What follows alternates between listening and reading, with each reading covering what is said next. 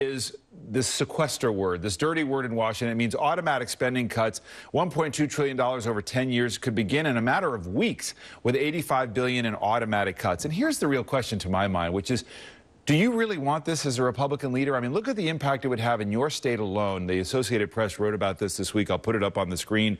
Sequestration, again, another word for automatic spending cuts. Today, a political football would cripple Virginia's economy if it happens. Proportionally, no state would suffer more than Virginia. The Commonwealth would lose north of 130,000 jobs from defense cuts alone, more than any other state.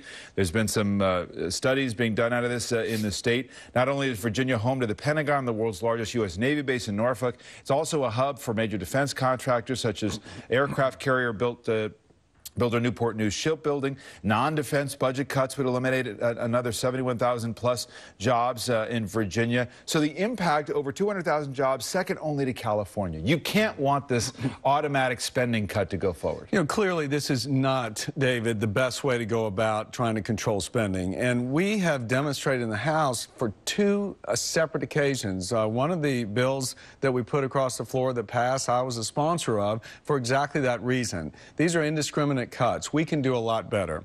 And what I hope to be able to hear from the President and the State of the Union is he wants to join us in trying to effect much smarter cuts in spending, so we don't have to have, and we don't have to have the impact that you discussed. But why not work with him on some short-term measure, which he's talking about, to delay this, find a different way to go about some of these cuts? Well, you know, the problem is, David, every time you turn around, the answer is to raise taxes. And, you know, he just got his tax hike on the wealthy, and you can't in this town every 3 months raise taxes. And again, every time, that's his response. And, you know, we've got a spending problem. Everybody knows it. The House has put forward an alternative plan, and there's been no response in any serious way from the Senate or the White House. And it's time we really got to do it. All right, well, listen to how the President responded to that in his Saturday address. He took on what the House plan is and really tried to put the pressure on Republicans over this whole business of the automatic spending cut. Here's what he said. Right now, most members of Congress, including many Republicans, don't think it's a good idea to put thousands of jobs at risk and do unnecessary damage to our economy. And yet the current Republican plan puts the burden of avoiding those cuts mainly on seniors and middle-class families. They'd rather ask more from the vast majority of Americans and put our recovery at risk than close even a single tax loophole that benefits the wealthy. Is the tax fight really over? Is there not even tax reform that's possible? Well, first of all, you know, the tax fight for the President means higher taxes, more revenue. Again, we can't be raising taxes every 3 months in this town, David. And you know, the bottom line is we want tax reform, but we want to go plug those loopholes that the President talks about to bring down tax rates, because we believe that's pro-growth and we can get an economy growing again, let people who earn the money keep more of it. The President's not talking about that. What he's talking about is trying to raise more taxes for Washington to spend the money. So how does this end? I mean, in the end, Republicans, from everybody I talked to, they could live with this across the board cutting. It would hurt your state deeply. It would hurt the defense industry. But are you willing to just live with it? Well, here's what I hope will happen. You know, we have in our alternative several proposals that the President has actually come out in favor of. There are improvements to what's called the Medicare provider tax to get rid of the gimmick that states are playing. The President supports that. What in our plan says we have to bring federal employee pension benefits down in line with the market rates. Those are the kind of things that we're talking about as alternatives that make a lot more sense, that won't have the impact on the people who are out there working. And, you know, the President, he's the one who proposed the sequester in the first place. So, again, I'm questioning where this thing is going, because he's not moved in any serious way, but we remain anxiously waiting for him to come to the table to work with us to solve this problem. Bottom line, you could live with the sequester if it happens? I don't want to live with the sequester. I want reductions in spending that make sense. These indiscriminate reductions do not make sense, and we're going to hurt a lot of people, and it's up to the President really to act now. Let me talk about immigration. This is going to be a big focus. You gave a big speech this week where you talked about the future of the Republican Party, and to a lot of people listening, they heard a shift in position from you about how to deal with those illegal immigrants who are now in the country. Maybe they were the children of illegal immigrants. This is what you said on Tuesday. One of the great founding principles of our country was that children would not be punished for the mistakes of their parents.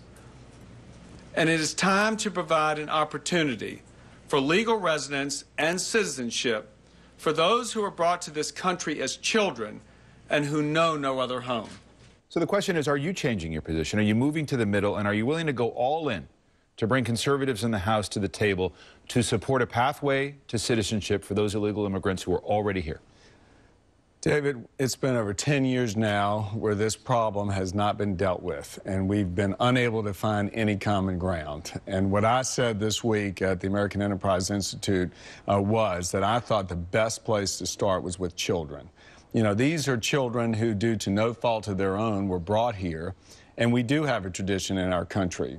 We're a country of immigrants. You know, I'm a second-generation American. My grandparents left the pogrom, the anti-Semitic pogroms of Russia, to come here to realize a better life.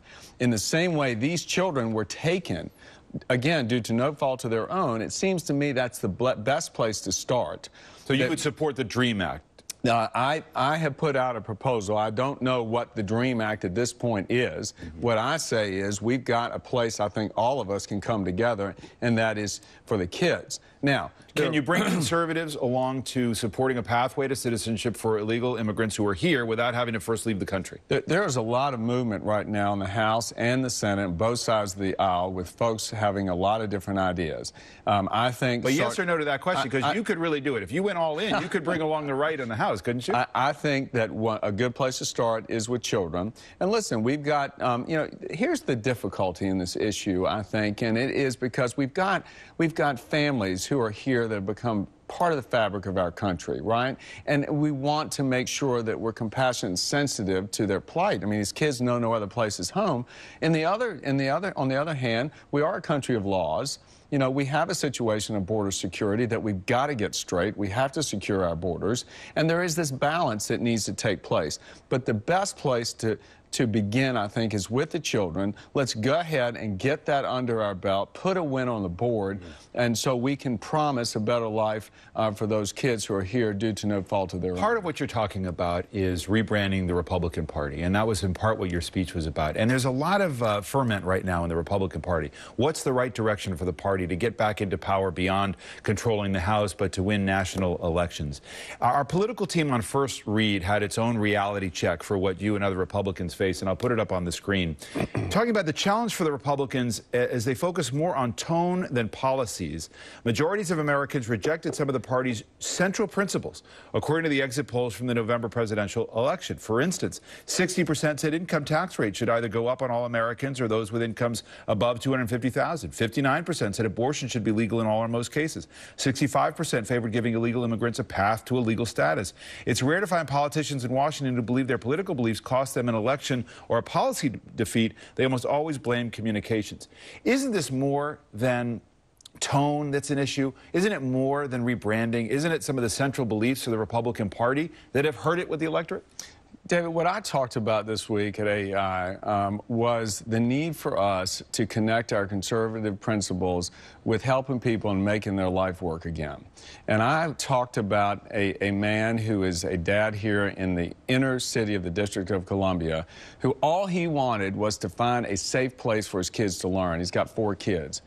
And he discovered, after having fought with the local school system, the Opportunity Scholarship Program here in D.C., something that Speaker Boehner has been an extraordinary champion on. And he realized the benefits of that, and now all of his kids have had an opportunity to start in that school. One is at the University of District of Columbia today. I talked about working parents who are hourly wage earners, who are having a tough time getting through the month right now. Those are the things that we've got to be concerned about. I don't think that Joseph Kelly, the dad here in the District of Columbia, cares one iota about rebranding the Republican or the Democratic Party. I think what we care about and what he cares about is his kids. And that's where Washington really needs to remember is these are real problems. These people are having a tough time, and we ought to be about providing relief to those who don't have a job and to those who do, but leaders, and making their life work core again. Beliefs. I mean, what you're talking about, as you admitted after your speech, is not really something that's going to be captured in new legislation. There are core beliefs of the Republican Party that the polls show were rejected by a national electorate that you want to try to recapture some of if you're going to get to become a national party. I'm not quite sure about legislation. We were going to have follow-up legislation to pretty much everything I spoke of this year, and that's the point. The point is we've got to be talking about helping folks. You know, I've got a constituent. She's 12 years old. Her name is Katie. She was diagnosed with cancer at age 1. I mean, can you imagine? That is a parent's nightmare, the worst nightmare. And the federal government's got a role in research and basic medical research trying to find cures for disease. We can work together on something like that. You know, we've got so many issues. We know on the bigger macroeconomic issues, there's a real disagreement between us and the president. We ought to be making sure we manage down the debt and deficit. He doesn't share the commitment with us on that. So, okay, we're going to keep at it on that. But at the same time, you've got so many millions of Americans who feel that they have become an afterthought. My purpose in saying this is we have conservative principles that actually can work for their life again, and that's what we're going to be about promoting. Before you go, I want to ask you about the debate over drones as a key part of the president's national security policy. Why hasn't Congress passed any additional legislation to review drone policy, to really understand where there ought to be checks and balances in the time that's passed since the original authorization post 9/11 that gave the president the authority to have a kill list as the president works off of for drones? I'm glad to hear that the administration has released the memo that is under discussion to our intelligence committees in both the House and the Senate. We're going to be about oversight and getting into examining that memo. But, you know, let's just say, suffice it to say, I guess, David, is that, you know, we have a terrorist threat out there. Islamist extremists are out there still trying to kill Americans and go after what we stand for in this world.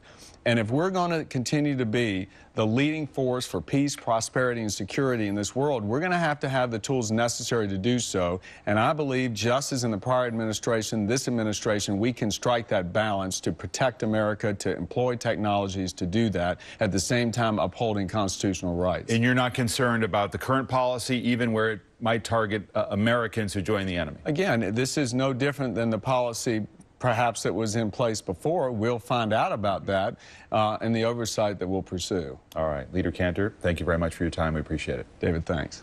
Coming up here, we're going to preview the president's State of the Union address. I'll talk with one of his closest allies in